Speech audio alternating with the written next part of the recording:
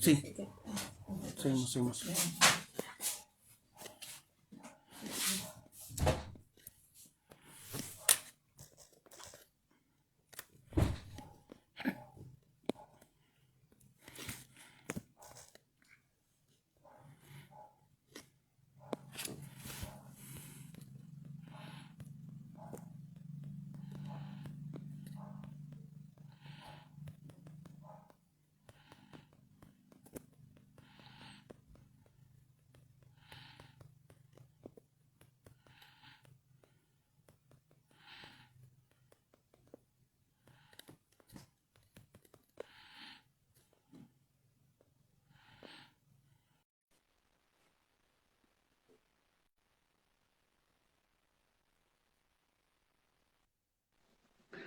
Ahí estamos de vuelta, Juan.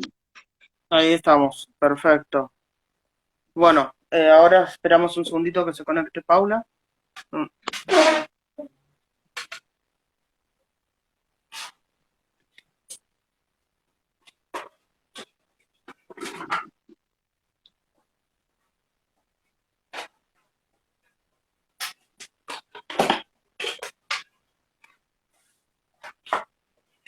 Así que ahora cuando se conecte Paula, seguimos. Sí,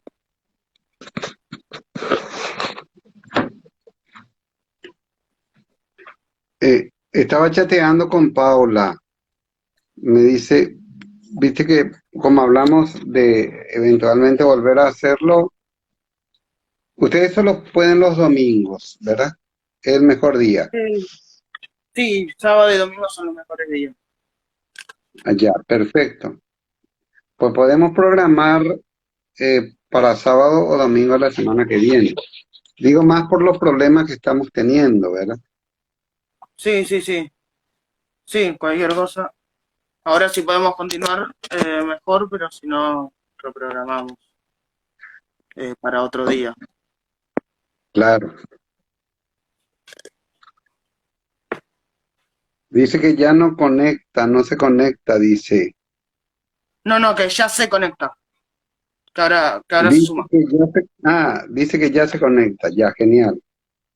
Sí, sí, sí, sí. Perfecto, perfecto.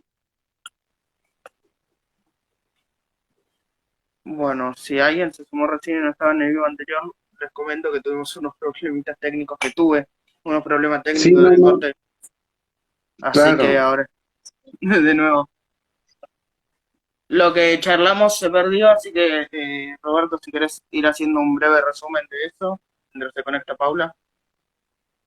perfecto.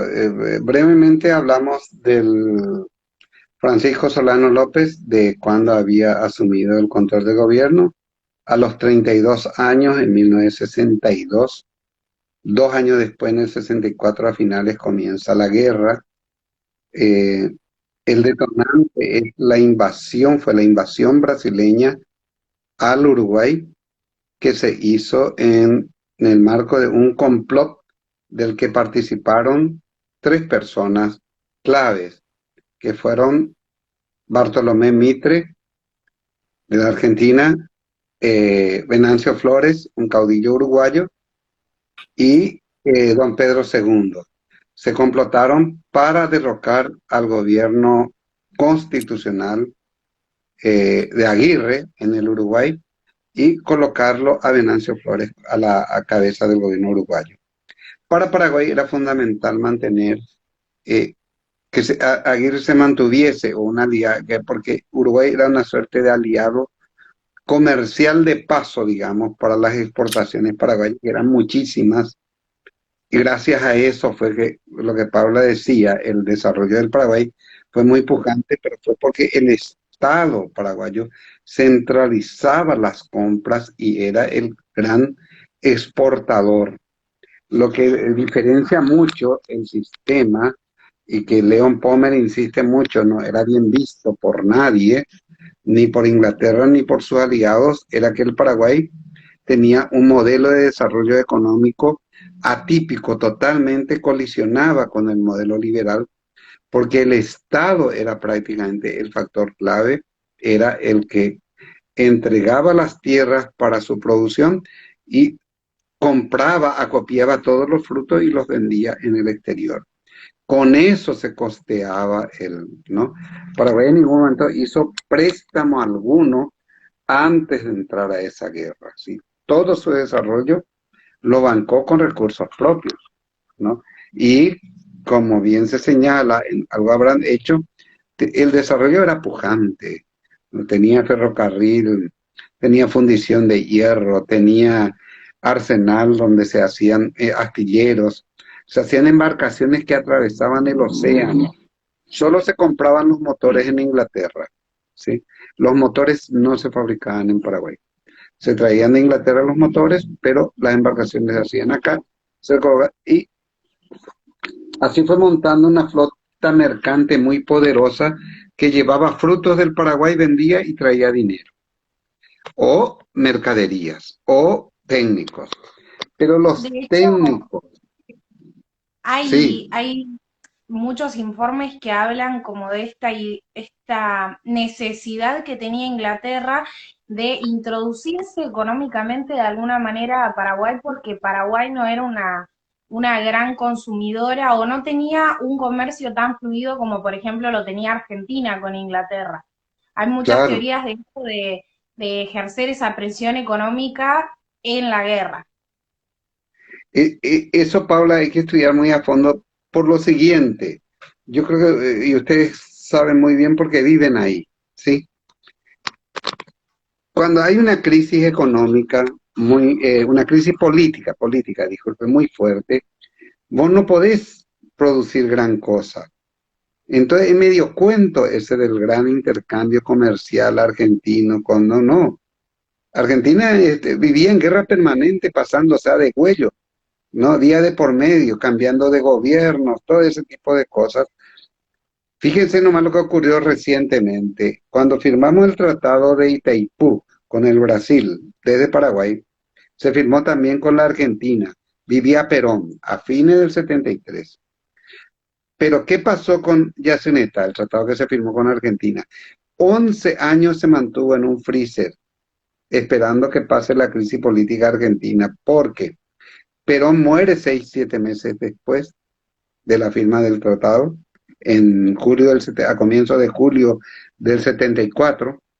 Queda Isabelita, matanzas por aquí, matanzas por allá, viene un golpe de Estado, matan 30.000 jóvenes, fue un desastre, ¿verdad?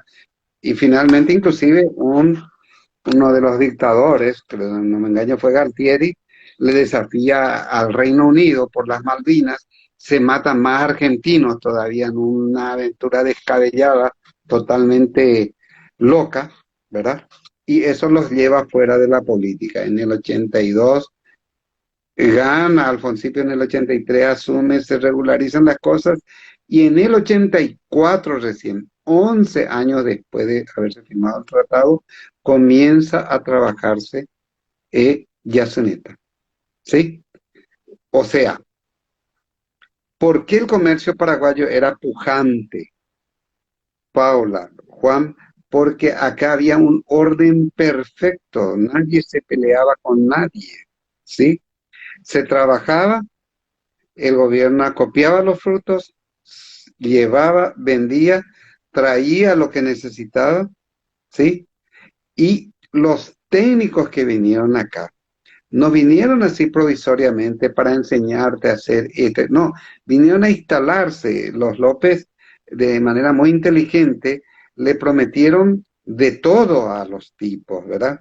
Le prometieron un lugar para vivir amplio, grande, salarios elevados, y se quedaron a vivir acá. Uno de los grandes arquitectos y constructores de Asunción, el arquitecto Alejandro Raviza, murió en Paraguay en tiempo de la guerra, pero ya por su avanzada edad y todo ese tipo de cosas, después de la guerra, ¿sí? O sea, De ellos se hecho, quedaban a vivir en Paraguay.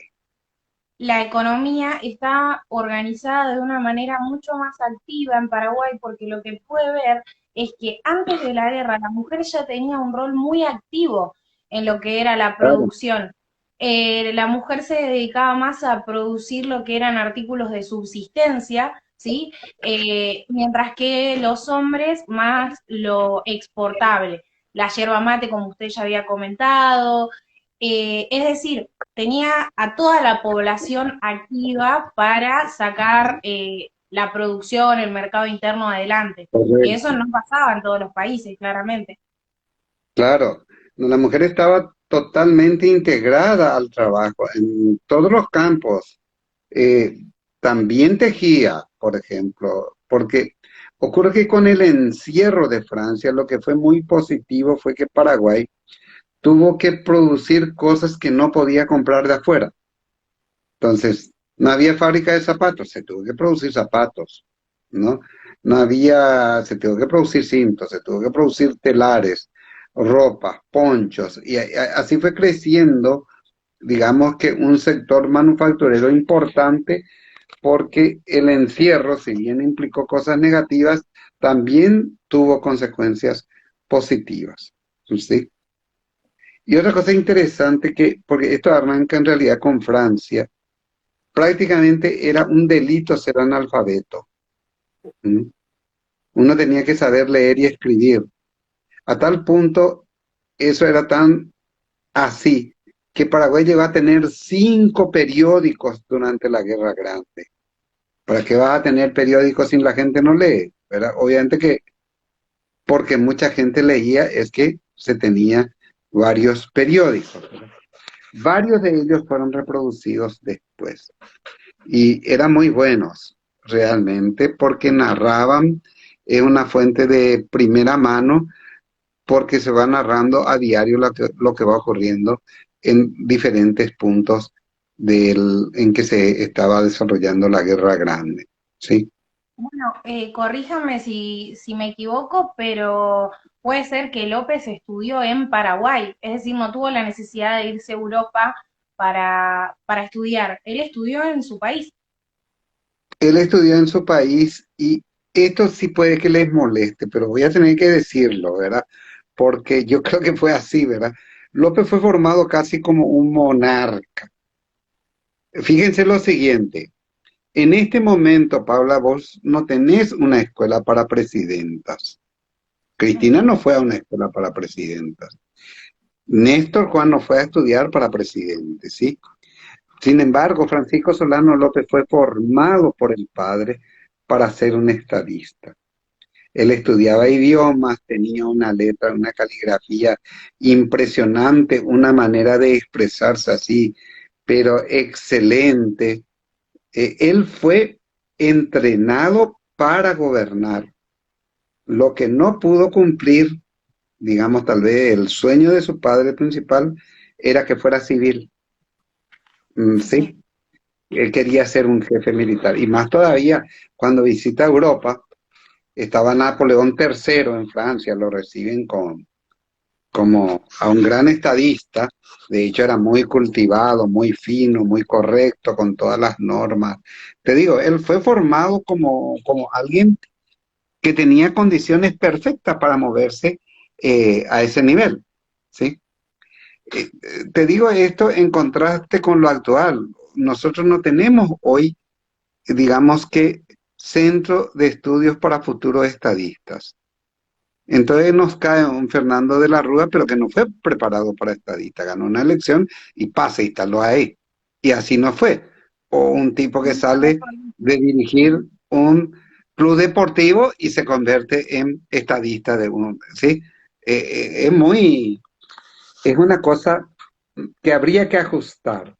En Sí, Francia, bueno, eso nos pasa en nuestro país, incluso con los diputados, o me equivoco, Juan, claro, que tenemos personas que están en las cámaras legislativas que, bueno, muchas veces no tienen preparación absoluta en el ámbito legislativo, sino que Es son que personas claro, desconocidas. se han dado cosas insólitas de que eh, ni siquiera sepan el idioma. Sí. Personas que, por claro, ejemplo, en las listas de propuesta republicana, no momento entraron personas a la Cámara Legislativa que no sabían el idioma. Estaban para rellenar las claro. listas y entraron. Acá tenemos no solo diputados, los concejales municipales No saben lo que es una ordenanza municipal, no saben lo que es. ¿Qué diferencia hay entre una resolución, una ordenanza, una ley, un código, una constitución? No tienen la menor idea, ¿sí? O sea, estamos mal. Y yo les daba el ejemplo francés porque hasta hoy en Francia funciona una escuela. Para ellos la école es algo muy importante, es como una universidad, ¿sí? Donde se forman administradores públicos, ¿sí? Y cuando vos te formás, Juan, Paula, eh, creo que tenemos más gente, pero no les consigo identificar por sus nombres, en este momento, cuando vos formás gente, ahí esa persona sabe cómo ordenar un gasto, sabe cómo elaborar un presupuesto, cómo prestar cuentas por sus gastos, entonces sabe lo que tiene que hacer. Pero si vos le preguntas a un intendente, ahora va a haber elecciones municipales en Paraguay, 254 intendencias. El intendente no sabe cuáles son las competencias de un intendente. No sabe, por ejemplo, que aseo y limpieza es una de las competencias, ¿sí? De la intendencia. Y trata a veces de inmiscuirse en áreas que no les compete, porque en Paraguay, por ejemplo, el área de salud no es de competencia municipal, está centralizado por el gobierno central, digamos, por el gobierno central. Y una consulta, Roberto, retomando por arriba Francia, ¿no? Que estuvo antes de los López, ¿él tenía una formación en todo lo que tiene que ver con esto, con la administración? Francia es un personaje asombroso, y no solamente porque es citado por Auguste Comte, solo le cita a dos personas en su calendario, ¿sí? Y son Simón Bolívar y José Gaspar Rodríguez de Francia. José Gaspar Rodríguez de Francia era conocido en América y en Europa como uno de los hombres más cultivados de esas tierras. Así se decía en España, en Francia, en Inglaterra, en todas partes. A Francia se lo conocía como una de las personas más cultas de América del Sur. Sí. Todos soñamos y deberíamos llevarlo adelante alguna vez. La patria grande. Francia también soñó con eso, ¿verdad? Y esta no es una cuestión de regionalismo, ¿verdad? Francia tenía una preparación excelente, fue muy amigo de Manuel Belgrano. Cuando Manuel Belgrano murió en condiciones miserables, Francia le increpó con mucha energía a su asistente que sabía que estaba enfermo y le dice, me hubieses avisado y le asistíamos, porque Francia lo quería mucho a Manuel Belgrano. Dicho sea de paso, es una persona que si bien dirigió una campaña militar punitiva contra el Paraguay, fue derrotado en las dos grandes batallas, él fue uno de los ideólogos de la independencia del Paraguay. Él fue uno de los primeros en hablar de las condiciones ideales para que Paraguay se maneje como una región independiente, ¿sí? Y se hicieron muy amigos. Hay una correspondencia que la tienen ustedes ahí en Buenos Aires, en el archivo de Buenos Aires, una correspondencia entre Francia y Belgrano, que yo supongo que debe ser riquísima y nunca se publicó. Uno de mis propósitos es alguna vez ver la posibilidad de que eso se publique. Ustedes tuvieron, en la Argentina hubo grandes, gente preparadísima, lastimosamente víctima de crímenes horrorosos, Moreno, ¿sí? Yo creo que todo indica que lo mataron a Moreno. O sea, en ese caso se cumplió a rajatabla eso de que la revolución devora a sus hijos o a sus progenitores, digamos, ¿no? Porque no a sus hijos, a sus progenitores sobre todo, porque los grandes de la Argentina pararon en el exilio, ¿sí? Y algunos fueron asesinados incluso camino al exilio, como el caso de Moreno. y Belgrano murió en condiciones miserables. Sí, tenemos esa Francia, costumbre, esa mala costumbre de dejar olvidados a nuestros próceres en vida. Otro caso es el de María de Remedios del Valle, quien es considerada la madre de la patria, también murió en la extrema pobreza indigente. sí, a mí no me sorprende cómo hubieron grandes traidores, entre los cuales el entrerriano Ramírez, ¿verdad? Al que, qué sé yo qué. Porque hubo grandes caudillos argentinos que le apoyaron al Paraguay.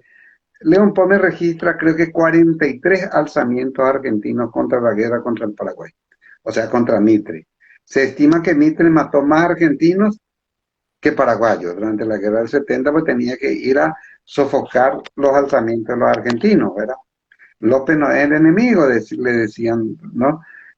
Entonces, pero no lo decía solo el Chacho Peñalosa, lo decía mucha gente, Ricardo López Jordán, Felipe Varela, sí, de ahí nacen las montoneras, que después van a venir inclusive a ser retomadas por jóvenes que se van a organizar para tratar de que en la Argentina se realicen cambios favorables a los sectores populares. O sea, hay una historia muy estrecha entre nuestros pueblos que yo creo que deberían ser la base para llevar adelante lo de la patria grande. A mí me encanta, disculpen la desordenada manera en que estoy refiriéndome a nuestro tema, era otro y me estoy yendo a los días de hoy, pero me encanta Andrés Manuel López Obrador con su propuesta de liquidar la OEA, que era un instrumento de tortura en manos de los americanos para expulsar a Cuba, invadir Santo Domingo, qué sé yo, para hacer barbaridades y darle vida a CELAC, que sí, nosotros como latinoamericanos en ese contexto podemos entendernos y avanzar hacia una unión latinoamericana, ir caminando hacia esa patria grande, aunque nos lleve 100 años crearlo, ¿sí? Y Totalmente. no todos No creo que sea irse por las ramas, porque justamente el entender nuestra historia, la historia de nuestros pueblos, nos permite saber hacia dónde avanzar, cómo avanzar, qué queremos en un futuro para nosotros. Decía Echeverría, correcto, correcto, comprender de dónde partimos para saber hacia dónde llegaremos. Bueno, correcto. nos Y quedó, para digo que se nos había cortado, pero ahí habíamos mencionado esto de que de las misiones, ¿no? Jesuitas que era todo, todo uno, o sea, era en Argentina y en Paraguay, y los pueblos indígenas guaraníes estaban en ambos países. O sea, ahí estaban en Brasil, estaban en Paraguay, estaban en Misiones, Argentina, en Misiones, por eso mismo. Yo coincidí con un director general de Yacyretá por el lado argentino, Oscar Tomás, con quien tuvimos una relación bastante simpática porque su mamá era paraguaya, ¿sí? Y yo estaba como representante del presidente Lugo en Yacyretá, en el consejo de administración, y le mimaba mucho a la mamá de Oscar Tomás, sabiendo que era paraguaya, le enviaba unos manteles de ñandutí y me pedían chipa paraguaya y todo ese tipo de cosas. Fue una relación muy simpática, así bastante interesante, y a veces discutíamos para ver si las misiones jesuíticas eran más importantes las ruinas paraguayas o las ruinas que estaban en la Argentina, ¿verdad? Así, esas tonterías. Cuando que en realidad éramos todos parte de, ¿cierto? José de San Martín era hijo de un español con una guaraní, con una india guaraní, ¿sí? Bueno, Y se solía presentar como paraguayo, porque nació en Yapeyú, de hecho un nombre en guaraní, de una localidad en la época parte del gobierno de estas 7 misiones, ¿verdad? Las 30, de los 30 pueblos. Entonces hay mucho de común en nosotros. Y su brazo derecho era un paraguayo. Acá José Félix Bogado, el coronel José Félix Bogado, y hay una calle extensísima, no tanto como la Rivadavia, pero extenso al fin, que lleva el nombre de este brazo derecho de José de San Martín. O sea, demasiadas cosas nos unen, nos estrechan y creo que si ponemos un poco de nosotros, podemos caminar hacia esa patria grande con más rapidez de lo que nos imaginamos, ¿sí? Y eso nos puede hacer importante. A mí me gusta lo de México porque yo creo que se plantea en términos que yo le insistía mucho a Lugo cuando fue presidente. Acá no hay que negociar, romper con nadie, sino renegociar nuestra inserción en el orden económico como un conjunto de países que nunca fueron modernizados en serio, ¿sí? Y que soporta contrastes terribles, contrastes sociales terribles. Es que yo creo que la guerra de la Triple Alianza es un ejemplo de justamente todo lo que se opone a la patria grande. O sea, es necesario recordarlo para entender a lo que lleva, al exterminio de un pueblo hermano. Porque es eso, Exacto, es un pueblo hermano. claro, eso fue lo que pasó. De hecho, justo nos quedamos en ese encuentro del cual estábamos hablando 66, a un año y medio de comenzada la guerra, septiembre, hacia el 10, el 11 se reúnen, Mitre con López. López va contento, ¿verdad? Viste la mejor ropa que puede, le lleva un hermoso regalo a Mitre, ¿sí? Un obsequio, y le pide terminar la guerra. Y Mitre se ampara en el Tratado de la Triple Alianza diciendo que él no podía unilateralmente decidir eso, que no. Pues la idea de López era, che, loco, ¿por qué no? Estos los brasileños son los tipos que vinieron invadiendo todo el continente, ¿no? Pero Mitre no quería saber nada. Mitre cerró con los brasileños contra el Paraguay y ahí fue, digamos, 10 días después se produjo la batalla de Curupayty, en la que Mitre con su fuerza fueron literalmente masacradas, porque se armó un esquema de defensa. Tan respetable fue esa operación militar que lideró es las fuerzas paraguayas en esa ocasión, que fue el general Edwigis Díaz, que era admirado tanto por jefes militares brasileños como argentinos de la época. Cuando se ocupó Asunción, el jefe del ejército brasileño dijo, pueden entrar en cualquier panteón, pero el panteón de Edwigis Díaz es intocable, ¿sí?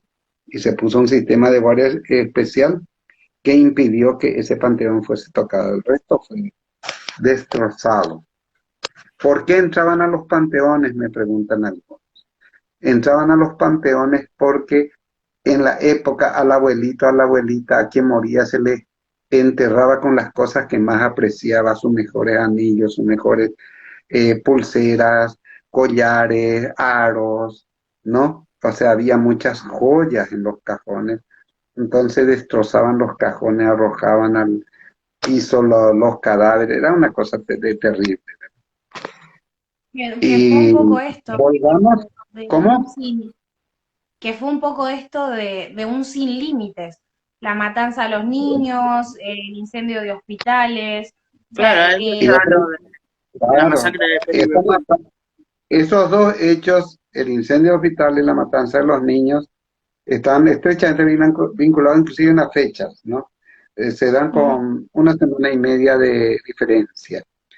Primero ocupan Piribebui, ¿sí? En el 69. Y los tienen a los prisioneros, más de 1000, ¿verdad? Prisioneros. Y ahí sube una persona sobre un tacurú, le llaman acá, que es un montecillo así creado por un bichito que ataca las maderas, los maderames, que es el cupií, ¿sí? Tiene un nombre en español que ahora no recuerdo. Se sube y estaba arengando a las tropas y una criatura de 11 años con una fusil a repetición que habían secuestrado a los paraguayos de los aliados, le entrega un capitán, pues el pendejo tenía una puntería de la gran siete y le dice, disparale, le dice, y le dispara al tipo, ¿sí? y le pega en la ingle y muere desangrado. Era la pareja del conde de Eu, que Mm. era, a su vez estaba casado con la hija de don Pedro II. ¿Y qué hace el conde de Eu? Ordena que sean degollados todos los prisioneros.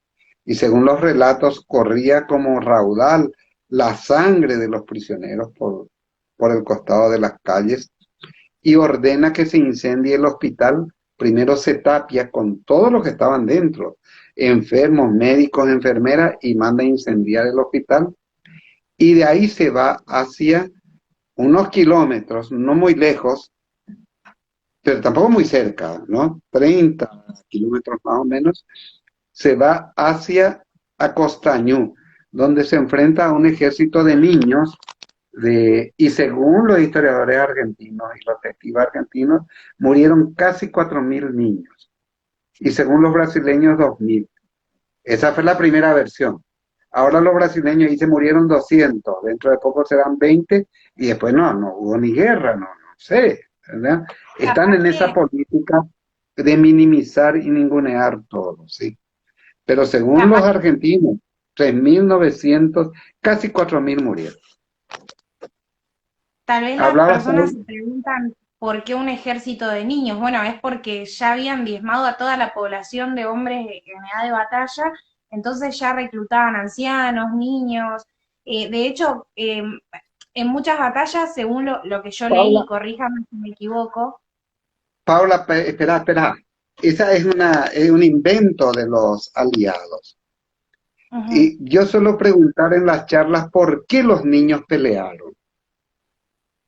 Y es fácil entender. Los niños habían visto a sus madres y hermanas ser violadas antes de ser asesinadas.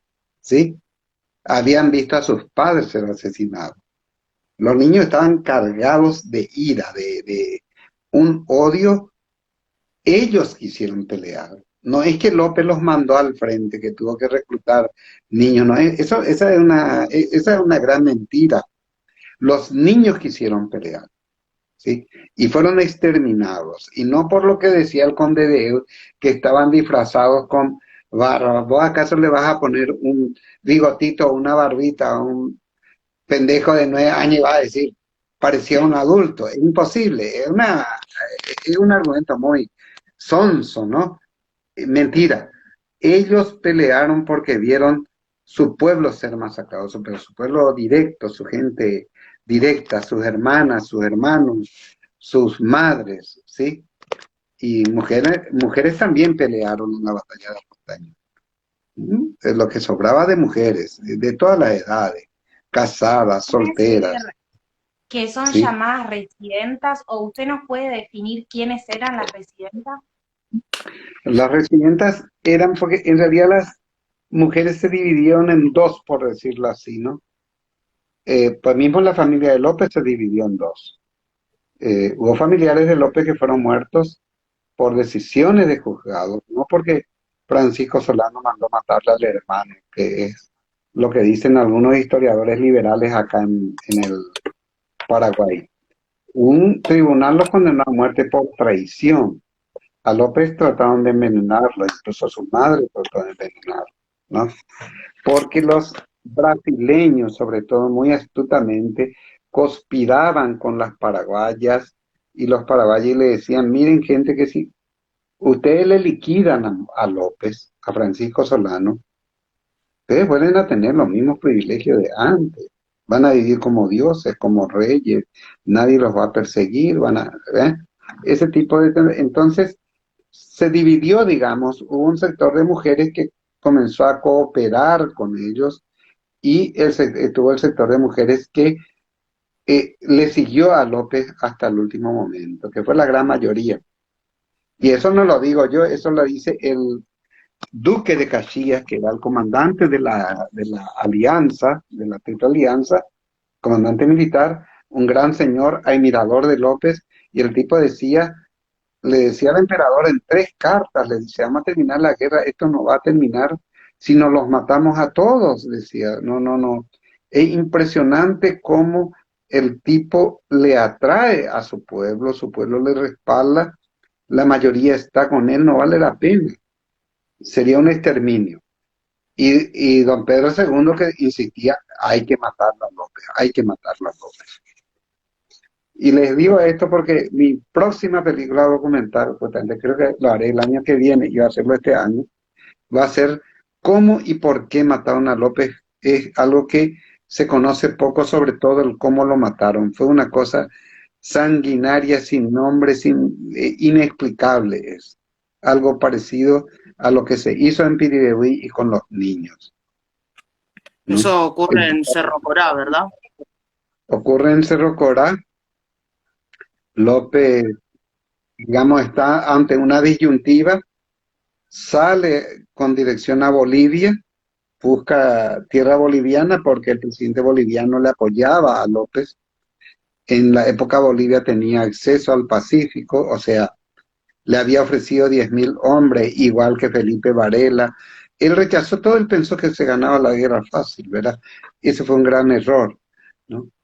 No importa, lo cierto es que estábamos en Cerro Corá, López decide morir al frente de sus hombres, llegan los brasileños, asaltan Cerro Corá, 3.000 hombres, él estaba con 500 personas, casi todas enfermas, casi todas mal.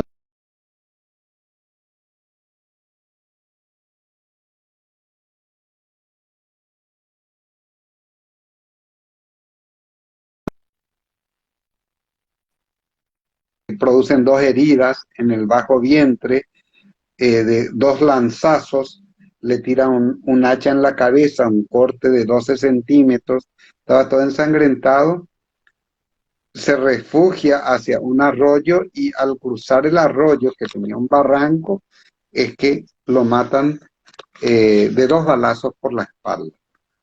Es mentira que él resistió, que dijo, muero por mi... ¿Qué estocada le vas a tirar a nadie con tu espada si te metieron dos lanzazos? El diente le salía afuera, el intestino, era una cosa de locos. Nudan ahí, le descuartizan, le arrancan los dientes, parten en pedazos los dientes, le sacan la oreja y lo matan de una manera miserable, ¿sí? Eso está en el informe del general brasileño que le envía a don Pedro II. Al principio don Pedro divulgó el informe, pero la reacción de la prensa en Estados Unidos, Europa, en todas partes fue así de repulsión, ¿verdad? Un montón de bestias, ¿cómo pueden hacer algo de eso con una persona derrotada, herida? ¿Sí? Entonces se mandan a hacer 3 informes, hasta que llega el informe que en realidad le favoreció a López, por supuestamente López herido, le lanza con el sable una estocada al general Cámara, pero él no tenía fuerzas para eso. Lo matan, lo desnudan, lo mutilan y le entierran medio cuerpo, ¿sí? Todo hicieron para humillarlo. Y en ese momento es que la esposa pide que la dejen enterrarlo como se debe, y le entierra a López y al hijo en 2 fosas que algunos soldados brasileños, por orden de Cámara, son destinados para ayudarle a Madamadís a enterrarlos a ambos, ¿sí? Ahora, hay una pregunta, que es la pregunta del millón. Fantástico, ¿por qué lo matan a López? ¿Por qué lo matan? Porque la norma, y ese es un código militar, a los jefes militares no se los mata. Por lo general no se los mata. Primero se le da una buena salida. Se te dice, Paula, te garantizamos la seguridad de tu hijo, y y todos tus bienes, y pedimos que te entregues, ¿sí? Así es, Juan, el tema. Ese es el código. Pero en este caso no. La orden era, había que matarlo a López. ¿Por qué lo matan? Pomer tiene una respuesta a la que muchos se acogen, porque había que terminar con ese ejemplo Sí, tan... ¿sí? Ahora, a mí me gustaría saber qué piensan sobre esta pregunta, por lo menos 4 a 5 historiadores argentinos, 4 o 5 historiadores brasileños, uruguayos, paraguayos y de otras nacionalidades, para incorporar a este filme documental que tal vez lance el año que viene, en marzo, en el aniversario de la muerte de López. Pero esto no se sabía. Hace poco lo reveló un historiador brasileño muy bueno, Mario Maestri. Se llama en portugués el material, si ustedes quieren, les envío por internet. ¿Quién mató López? Inclusive publica el nombre de la persona que le disparó, porque se puso un rescate. ¿Cómo no se le iba a matar a López? Si había una recompensa, ¿sí? Y la recompensa eran 100.000 reis, le llamaban ella la moneda, que equivalía en realidad a 100 cabezas de ganado. Mm, El que lo mataba se convertía de soldado raso en ganadero, de inmediato. Y dos cobraron el premio, el famoso Chico Diabo y João Soares, que es el que le disparó por la espalda. Esa es más o menos la Ustedes historia habían grande. comentado Ustedes habían comentado Cuba, ¿no? Y acá está un poco esto de la idea de aniquilar al ejemplo, ¿no? Cuba, un ejemplo de decirle a Estados Unidos, basta, hasta acá te dejo que intervengas, hasta acá te dejo. Entonces, ¿qué hizo Estados Unidos? Bueno, te voy a dejar ahí, te voy a hacer la existencia imposible, voy a convencer al mundo de que no dejar que yo te domine es lo peor que podrías haber elegido, y es básicamente lo mismo, es esta idea de aniquilar a un ejemplo de soberanía, de independencia, de americanismo, Y latinoamericanismo. de hecho trataron de aniquilarlo al líder más emblemático de la Revolución Cubana en más de 100 atentados fallidos, que era Fidel Castro, que murió consumido por una enfermedad, pero en buenas condiciones, bastante lúcido. Vivió muchísimo tiempo con todo lo que pasó, una leyenda, ¿sí? Un tipo que rediseñó prácticamente la geografía universal, fue clave para la descolonización del África, fue clave para la liberación de Mandela, de Nelson Mandela. O sea, una persona, en este momento Cuba le está asistiendo a 53 países en la lucha contra el COVID. Ese es el país y el gobierno al que le está hostigando hoy Estados Unidos, que no tiene, creo que, un médico fuera de Estados Unidos, ¿verdad? Cuba está asistiéndole a 53 países. Y el primer país a asistir a Haití, víctima de un nuevo terremoto, fue Cuba. Envió una misión inmediata, pese a las condiciones se le está sometiendo.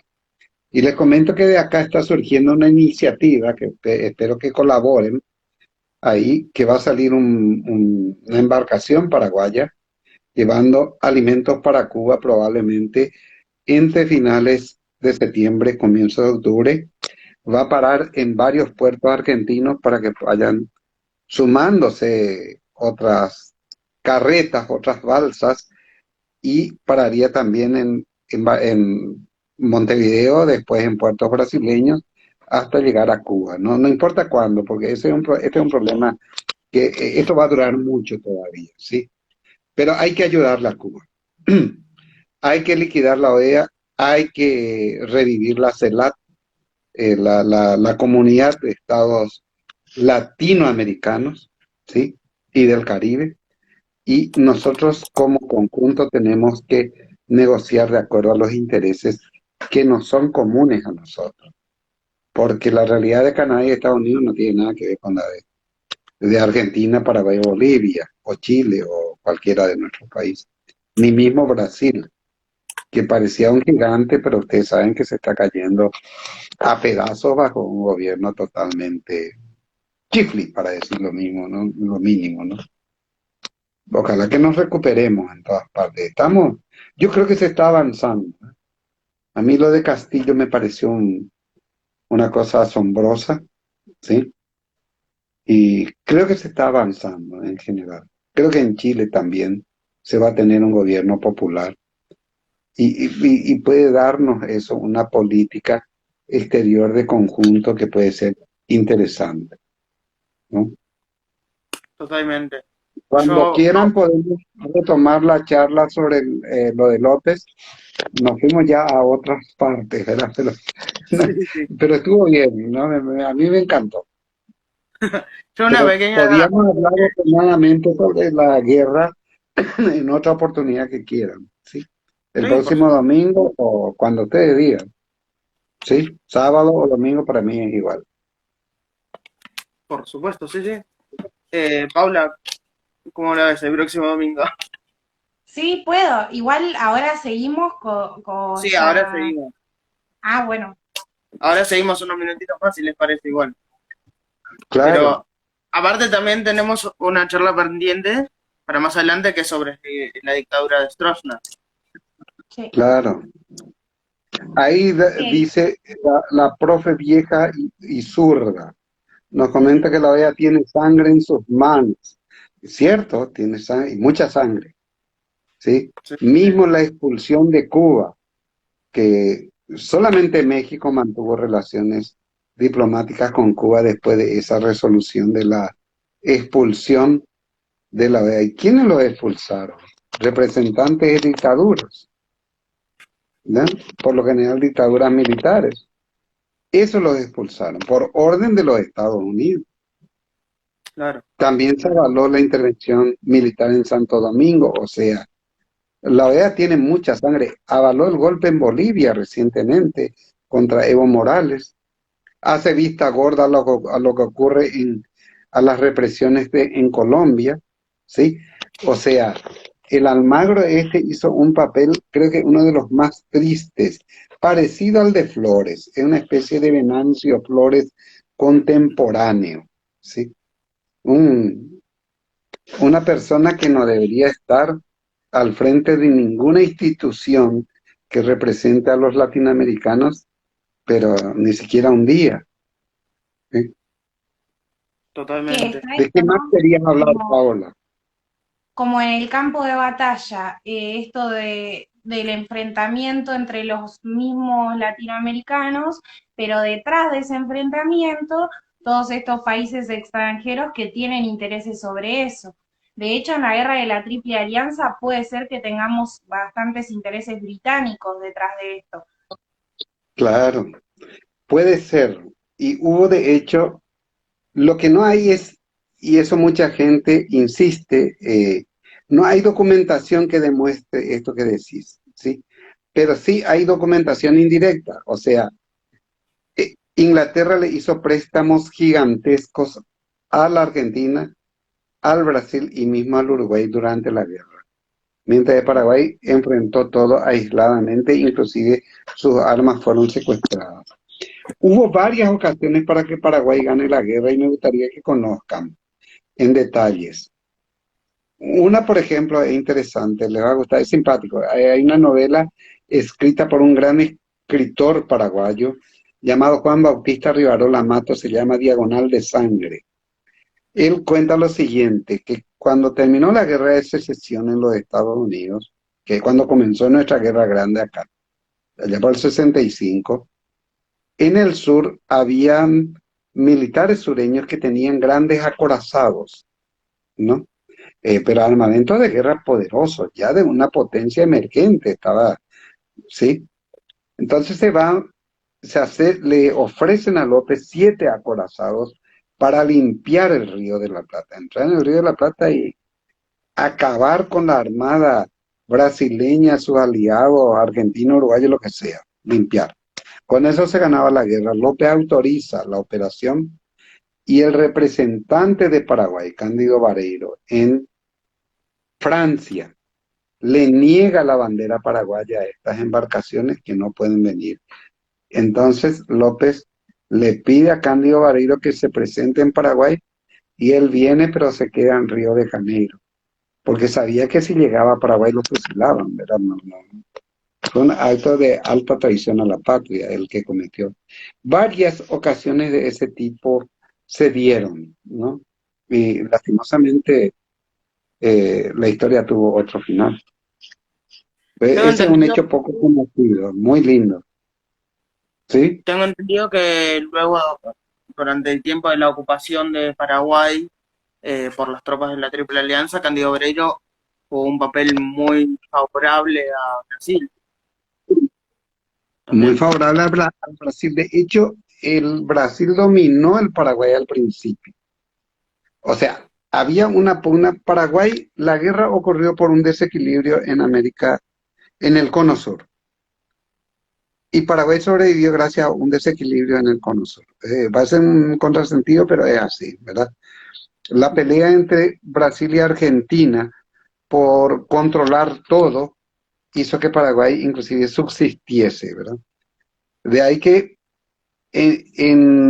al inicio de la ocupación, al diplomático brasileño, que era José de Silva Paraños, se le llamaba el virrey del Paraguay, ¿sí? Porque era el tipo que dominaba.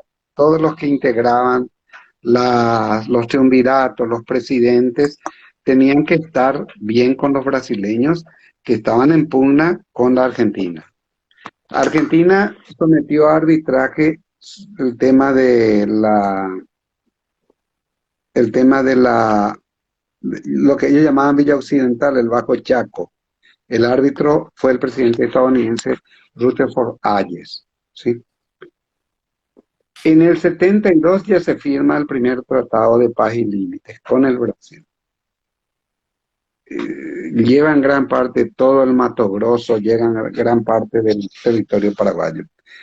En el 76 se firma con la Argentina, idem para los argentinos, inclusive, y el Chaco se somete a consideración del presidente de Estados Unidos, que le favorece a Paraguay finalmente.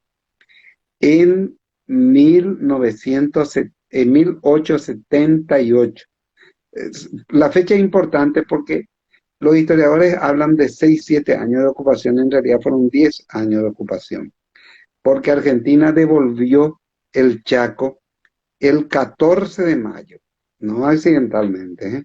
Fecha de la independencia del Paraguay, le devuelve el 14 de mayo del 79. O sea, la ocupación que comenzó en el 69 terminó en el 79, fue en 10 años. Para mucha gente fue peor que la propia guerra.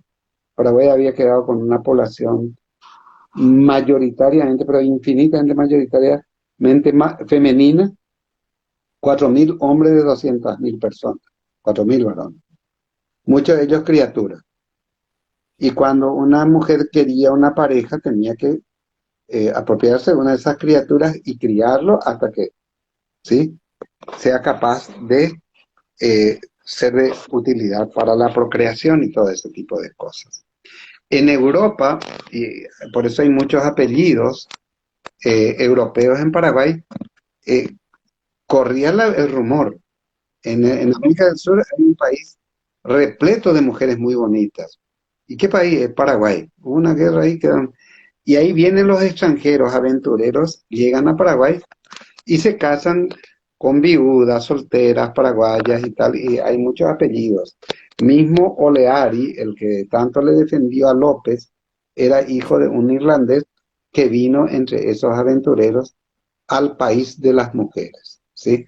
Porque era un país mayoritariamente dominado y administrado por mujeres, no políticamente, pero sí en todo lo que es el resto, sobre todo la economía y el manejo de la gente menor, la educación, la orientación de los niños y jóvenes, estaba a cargo de las mujeres, ¿sí? Mujeres que van a ser las encargadas de Esas reconstruir son el las país. residentas. ¿Qué preguntaste, Paula? Esas son las residentes. ¿Mujeres son qué decís? Solo nos Que van a ser encargaron de la administración del país, políticamente, ¿verdad? Tal vez eso se deba a tenga su explicación histórica, ¿verdad? Era una época en que era común, digamos, que la política estuviese a cargo de los varones, digamos, ¿no? Viste que hay toda una lucha por el voto de la mujer y todo ese tipo de cosas. Es todo un tema. Eh, pero en el Paraguay hubo y hay machismo, pero en general se le dio mucho espacio siempre a las mujeres y se registran así participaciones femeninas en muchas cosas. Claro, Inclusive el nosotros, primer porteño es hijo de una paraguaya, ustedes saben eso, ¿verdad? Ana Díaz es la que integra el grupo que sale de Asunción para refundar Buenos Aires en 1580, ¿sí? Porque Buenos Aires se fundó en el 36, Asunción en el 37, Buenos Aires se abandonó y después se refunda en el 80 y que la única mujer era Ana Díaz, ¿no? Y hay un cartel ocultado por muchos de los porteños, no sé por qué, dice, acá vivió Ana Díaz, madre del primer porteño. El primer porteño propiamente es hijo de una paraguaya. Y muchos historiadores argentinos, los más serios para mí, porque no tienen nada de malo a emitir lo que él emite, dicen que por la sangre de los argentinos, como por la de los paraguayos, corre sangre guaraní. Era normal eso, ¿no? José de San por Martín la era hijo de un... sangre y por nuestra cultura, porque está Claro, claro. a simple vista. Pero bueno, como nosotros habíamos mencionado, no me acuerdo si fue en el vivo que se cortó o en este, que la mujer siempre tuvo un rol activo en la economía, ¿no? Que era la encargada ya de los artículos de subsistencia y los hombres de lo exportable. Pero cuando termina la guerra, la mujer se va a ocupar de todo. Según tengo entendido, las Claro. jornadas de trabajo eran de 12 a 14 a más horas. A fines de la guerra tenían que ir directamente a los arroyos a buscar las fibras con las que tejían los zapatos, o sea, para la guerra, ni siquiera podían llegar al proceso de producirlos, tenían que ir, buscarlo y hacerlo. Así mismo. Y Y esa fuerza, Paula, hasta ahora tiene la mujer paraguaya. La mujer sí, paraguaya, tú sabes que se parece una persona tan sacrificada. Vos sabés que en el exilio actual, económico, del Paraguay en Europa, es mayoritariamente femenino. Casi 80% de las que van son mujeres. Y en España son capaces de hacer de todo. Desde limpiar a ancianos, ancianas, hasta prostituirse. Yo reivindico el coraje de las mujeres, son capaces de hacer lo que sea para mantener a su gente, ¿sí? Y lo han hecho, son heroínas.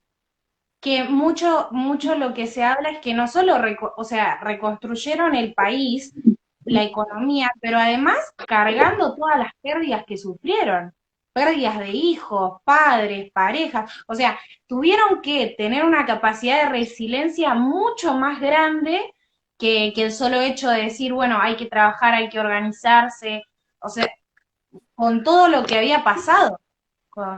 Claro. Y no solo eso, convivieron con abusos cotidianos. Cotidianamente se abusaba de niños, niñas y mujeres adultas, cotidianamente. Y cuando se cansaban de abusar de niñas y niños, los estudiaban bien físicamente y los vendían como esclavos en las grandes capitales, ya sea en San Paulo, en Buenos Aires, ¿sí? Esa es la realidad triste que tuvo que soportar la mujer paraguaya en, en aquel periodo demasiado oscuro de posguerra, ¿sí? En muchos relatos de lo sucedido comentan que se agarraba, por ejemplo, a una mujer prisionera y se la apropiaba toda la tropa, es decir, pasaba Claro, por cada uno de los integrantes de la tropa, o sea, eran abusos sistemáticos. sí, no, Y el eso abuso era, nadie lo denunciaba, o sea, estaba todo como permitido en pos de esa guerra, que ya dijimos que era de exterminio y de... claro, y aunque vos no quieras creer, pues tenemos intelectuales legionarios acá, legionarios pues quedó con ustedes saben que en Argentina había una asociación paraguaya que creó una legión militar que vino contra su propio país, ¿sí? Y hay legionarios intelectuales y legionarias, ¿eh? Hay una mujer que dice, se violaba como en cualquier guerra, dice. Se violaba como en cualquier guerra, ¿no? O sea, justifican algunos, inclusive. Hay Claro, algunas, inclusive, que justifican alguna gente. Es injustificable lo que pasó. en Paraguay, acá hubo una guerra de exterminio y alguna vez habría que llegar a algún tipo de arreglo sobre lo que fue y significó eso, sobre todo para Paraguay y la región, ¿verdad? Pues yo creo que no es solamente que se le perjudicó a Paraguay, tal vez fue el más perjudicado, pero se le perjudicó a a toda la región, se inviabilizó a toda la región. Yo no tengo la menor duda de que una suerte de unión latinoamericana tipo Unión Europea puede y tiene todas las condiciones de ser uno de los polos económicos de poder más vigorosos del planeta, ¿verdad? Porque hay demasiados recursos naturales como para tornar eso realidad. Necesitamos administrar mejor nuestros recursos, ¿no? Y nuestra sociedad con esquemas más equitativos, ¿sí? Proyectos de desarrollo conjuntos y tocamos esto hacia adelante hasta, hasta el fondo, ¿sí? Totalmente. Tengo entendido que allá, justamente de ahí viene que el término legionario se utiliza en Paraguay, como acá utilizamos la palabra cipayo, o sea, para referirse al vendepatria, al que ataca los intereses del propio país. Claro, ocurre que había opositores a Francia, unos pocos, que habían participado en una conspiración para matarlos, fueron a parar a la Argentina, ¿sí? A eso se sumaron después unos opositores a López y ahí crean una asociación paraguaya en la Argentina. Y esa asociación, cuando se produce la guerra, decide crear una legión, que sería equivalente a lo que es una división o a una brigada, como un cuerpo de ejército, ¿sí? Y a eso le llamaban Legión Paraguaya. Esa legión vino contra Paraguay y obviamente el término legionario tiene una carga despectiva muy grande. Es la de los traidores a la patria que fueron capaces de sumarse hasta militarmente, digamos, a los adversarios extranjeros que venían contra el Paraguay. Y tiene esa connotación. Claro. Yo soy partidario nomás así de, no tanto de disculparnos, pero tenemos que ser conscientes, seamos positivos, digamos, ¿no? Tratemos de pasar por encima de ciertas divergencias, aproximémonos más constructivamente, ¿no? Tratemos de llegar a acuerdos importantes que nos posibiliten hacerlo todo conjuntamente y coordinadamente. Yo creo que el COVID, si se hubiese enfrentado de manera coordinada, hubiese sido derrotado probablemente meses atrás, ¿sí? Pero acá cada uno hizo lo que quiso en ese campo, ¿no? Totalmente. Paraguay se cerró tempranamente, Argentina se cerró más tardíamente, Brasil sí que peor. Teniendo un Mercosur, o sea, teniendo un espacio donde estamos los 4 países y más países vinculados, un espacio donde podíamos haber coordinado. La OEA, que como dice la zurda, eh, no solamente tiene sangre, Almagro debería estar preso, y más que preso a lo mejor, ¿verdad? Pero al margen de eso, se hubiese constituido en un centro articulador de medidas colectivas a ser aplicadas. No lo hizo, estaba promoviendo golpes de Estado en Bolivia, en vez de hacer ese tipo de cosas, ¿sí? O sea, tenemos que admitir que muchas cosas fracasamos, pero sobre todo fracasamos en el hecho de fondo de la necesidad de, por encima de las divergencias, buscar puntos de acuerdo que nos permitan trabajar juntos en función de intereses comunes. Eso nos va a llevar lejos, como región y como países, ¿sí? Roberto, Y ahí acá nos hacen estaríamos una caminando hacia pregunta. la patria grande. ¿Eh? ¿Cómo? Acá nos preguntan, ¿por qué se nos dice a los porteños curepí? Se Eso le- me recuerda la respuesta de un historiador argentino fantástico. No recuerdo el nombre, pero le preguntan unas porteñas que son muy ¿verdad? Así les pica todo lo que es guaraní y lo que es paraguayo incluso, ¿verdad? Entonces le pregunta por qué nos llamaban curepí. Y porque las botas de los argentinos durante la guerra se hacían de cuero de chancho. Entonces tenían un color rosadito, ¿sí? Curepí quiere decir piel, curé de chancho, pi de piel, curepí, piel de chancho usaban, ¿no? Cuando estaban descalzos también tenían ese aspecto así medio rosadito las piernas, ¿sí? Entonces queda ahí curepí. Le dice una de las periodistas, sí, pero los paraguayos gritan, el que nos salta es curepí, el que nos salta es curepí, no, no pega con nada, pero saltan todos, le dice el historiador, ¿verdad? Es cierto, no pega con nada, pero saltan todos. Y después termina el argentino diciendo, el historiador, mira, fulana, le dice, por nuestra sangre, por la sangre de Perón, por la sangre le cita a varios argentinos, ¿sí? Y dice, corre sangre guaranítica, y ahí terminó la entrevista. A ver, vamos a un corte. ¿Entendés? Terminó la entrevista abruptamente. Pero Curepí se le llamaba por ese motivo. Eso nació en la guerra, ¿no? Pero por nuestra sangre, por la de todos los que habitamos estas tierras, corre sangre guaraní y va a seguir corriendo, no queda otra, ¿sí? Es nuestra historia, eh, es una historia fantástica, no tenemos por qué eh, sentir ningún tipo de vergüenza, de ningún carácter con respecto a la cuestión.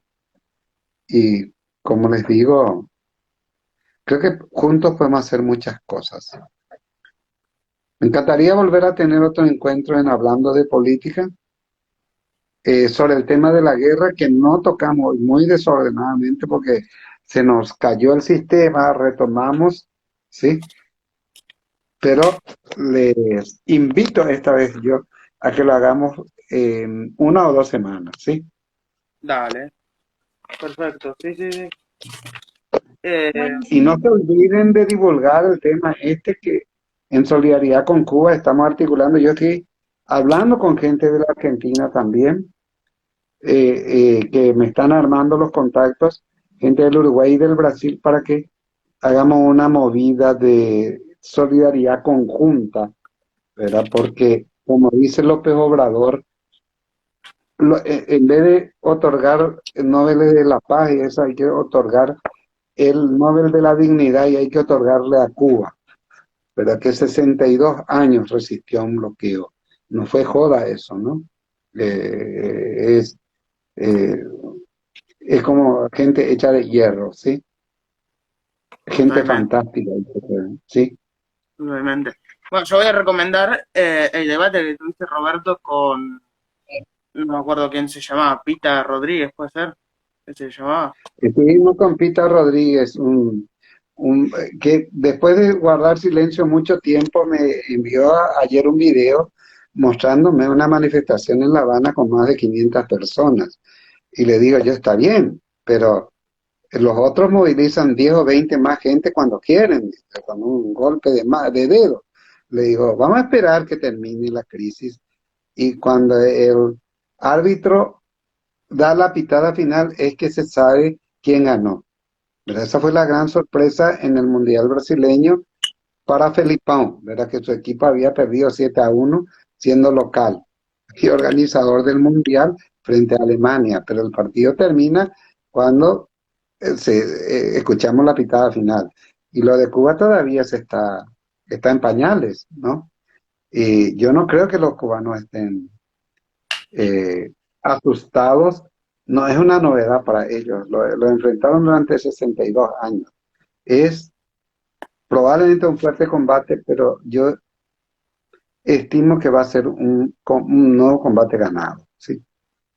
Vamos a seguir hablando de eso y todo lo que les parezca.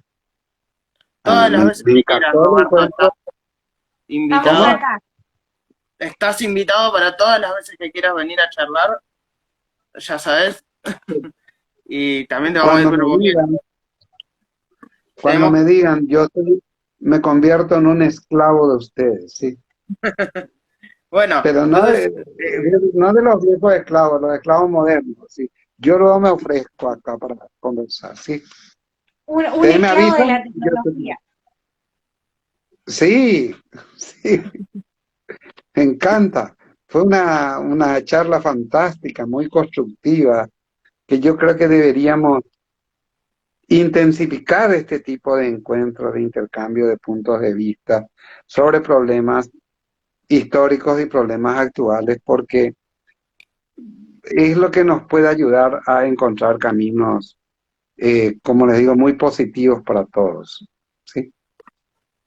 Les deseo totalmente. una buenísima semana y les reitero, yo dependo de una visa. Acá hay dos responsables de esta cuestión, Paula y Juan, que son los que están coordinando. Entonces, ustedes me avisan y yo me preparo y me pongo a tiro, ¿sí? ¿Está? Perfecto. Me Entonces, organizo bueno, como para coordinamos comprometer. para dentro de un par de semanas una charla más específica sobre la guerra de la Triple Alianza y una charla sobre Stroessner. Sí.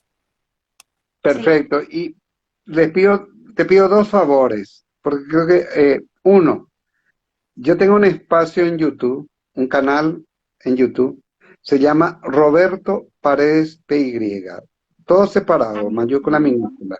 Roberto Paredes PY, ahí está, hay una película llamada El golpe que derrocó a Stroessner sobre el estronismo. Y hay otra película llamada La guerra más cobarde de la historia, que es sobre la guerra de la Triple Alianza, ¿Qué es en que historia? 20 ese disco. Tengo algunos para sortear. Si hay gente interesada, me avisas y vemos la forma de hacerles llegar. ¿Sí? Por ¿Está? supuesto. Sí, sí, sí. Dale, perfecto. Coordinamos entonces lo de sorteo también. Dale, fabuloso, fabuloso. Y ya les adelanto que en poco tiempo nos vemos por ahí. Si pasa, se Sí, controla un poco mejor esto. podemos sortearlo entre las personas que se conecten al próximo vivo, como especie de premio por su presencia. Está bien. Perfecto. Acá la profe zurda ya puso el nombre del canal. Roberto Paredes PI, canal de YouTube. Sí, está. Pueden anotar, entrar ahí. Tengo varias películas, inclusive una que les va a interesar a las feministas, o sí, que se llama Mujeres Rebeldes por la Patria, que es conjunto, son semblanzas de mujeres. Yo tengo un libro y un filme documental hecho sobre mujeres que resistieron a los regímenes dictatoriales. Entre ellas, una de las fundadoras de la Madre Plaza de Mayo, que era paraguaya, uruguaya, ¿sí? Esther Ballestrino, cuya semblanza está ahí, ¿sí? Roberto, una pregunta. El libro, ¿cómo se puede conseguir si alguien lo quiere comprar? El PDF. libro yo les envío. Yo no tengo mis libros. Marx tenía una frase, decía que los libros que no tenía, decía, fue sometida a la crítica roedora de los ratones. Y en mi caso, más o menos, es parecido, ¿sí? Yo no tengo yo escribí 45 libros, de los cuales 15 si tengo ya es mucho, ¿sí? Títulos. Están agotados, algunos me dicen, hay que reimprimir esto.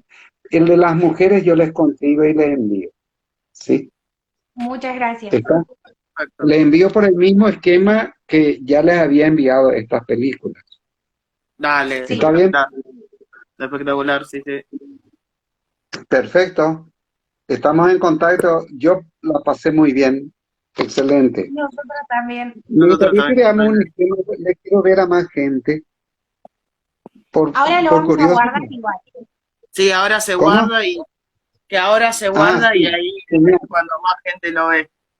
Igual Ah, perfecto, calculo perfecto. que más o menos 40 personas estuvieron porque igual el contador de Instagram falla y no sé Sí, bien. sí. Por los que vi que se iban uniendo, supongo que 30 40 personas. Claro, no, genial. No, no. Pueden ser dos nomás, me decía un argentino. Una vez tuvimos no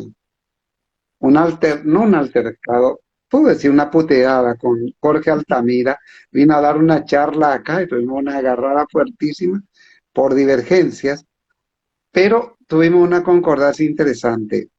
El que vino a preparar su venida a Asunción era un militante, ¿sí? Que según me dice Altamira, fue el único asistente a una charla. Dice que él fue invitado a una charla a un bar. Se va y le encuentra a una persona. Entonces él da la charla para esa persona. Y era ese militante, era una joya de nombre Pedro, un tipo que no dormía prácticamente, laboraba 24 horas al día. Con ese tipo de militantes, 5 de esos yo necesito y cambiamos el Paraguay, ¿cierto? No importa la cantidad, ¿sí? Con que hablemos, es fantástico. ¿Está? Me Perfecto. avisan y armamos el segundo encuentro. Dale. Un saludo. ¿Está Dale, bien? Un saludo, Roberto. Un Nos saludo, podemos, Pablo. nos vemos. Chao, nos vemos, chao. Nos chicos. vemos. Chao, chao.